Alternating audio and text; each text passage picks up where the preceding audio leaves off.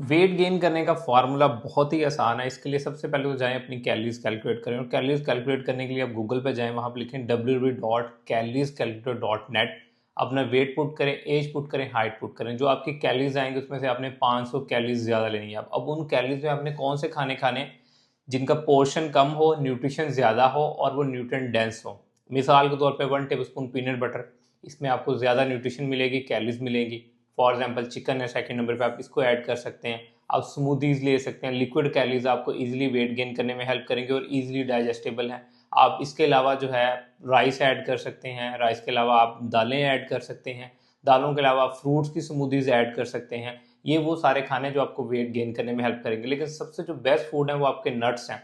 For example आपको एक मैं शेक बता देता हूँ जिसकी रेसिपी बहुत ही आसान है। आप 1 कप ऑफ मिल्क लें, 2 बनानाज लें, 5 डेट्स ऐड करें, 1 table spoon peanut butter add करें, इसकी स्मूदी बना के पी लें और एक तकरीबन 500 कैलोरीज का तो एक मील बन जो आपको वेट गेन करने में भी हेल्प आउट कर सकता है और आप इसको इजीली घर में बना सकते हैं।